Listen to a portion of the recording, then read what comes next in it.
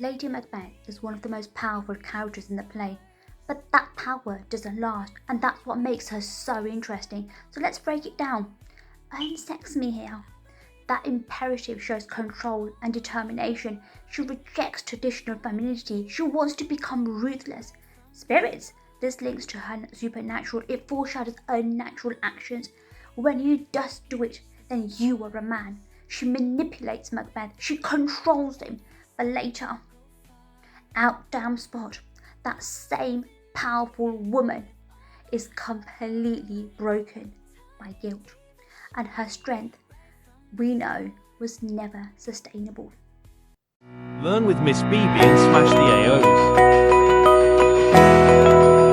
AOs.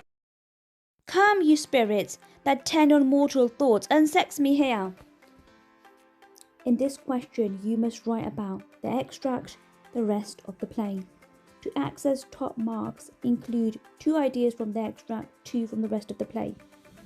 From the extract, quotes I have selected: unsex me here, which shows rejection of femininity. Imperative verb shows control and power. Spirits that tend on mortal thoughts links to Lady Macbeth to the supernatural and suggests she is willing to embrace evil. These are strong because they are short and precise, easy to zoom into words, clearly show ambition and power. From the rest of the play, the quotations that I have memorized, if I was sitting the exam, these are the quotations I would use. When you just do it, then you are a man. It shows Lady Macbeth is being manipulative and she's attacking Macbeth's masculinity. Out damn spot shows guilty and psychological breakdown. Symbol of blood, which equals to guilt. These quotes show development from control to supernatural to manipulation to guilt. So the assessment objectives recap. AO1 is your ideas and your quotes. AO2 is your methods and your analysis. AO3 context. Make sure you link it to Jacobean beliefs, gender roles, and religion. Remember, you are explaining how and why Shakespeare presents Lady Macbeth.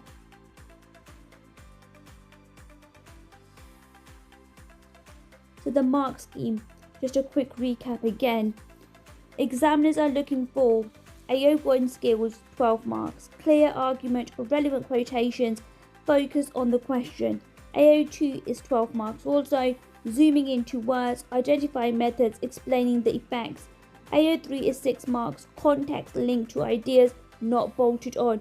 Top band answers, make sure you include a detailed analysis, clear focus, everything linked together. So we'll do a quick walk through the introduction. Firstly, clear argument. Lady Macbeth is powerful but destructive, which is AO1. Focuses on ambition and character. Context included talks about Jacobean society and gender roles, that's AO3. So it's clear argument and strong start. Paragraph 1 extract. Here the student talks about rejection of femininity. Clear idea, rejects traditional femininity. AO1, use the quote unsex me here. Imperative verb. AO2, shows control, power and desire to remove weakness. So context, challenges gender roles, that's AO3. Clear analysis of methods with relevant context. So the student has done quite well. Paragraph 2 talks about the extra. Again, the student links it to supernatural. Clear idea, ambition linked to evil. AO1 talks about spirits and supernatural imagery. AO2 shows willingness to embrace darkness. Context talks about the Jacobean fear of witchcraft. Again, that's AO3. So it's perceptive understanding of supernatural and its effects. That's a really good paragraph. Paragraph 3, so this is linked to the rest of the play. So this is not, these quotations were not found in the extract. The student talks about manipulation and control, moves beyond the extract, important for top marks. Clear idea, manipulation. Lady Macbeth manipulates Macbeth, that's AO1. Use the quotation when you just do it, that's AO2. And then analyzes attack on masculinity, and then talks about the context, expectations of men and women, so that's AO3. This is well developed argument across the play.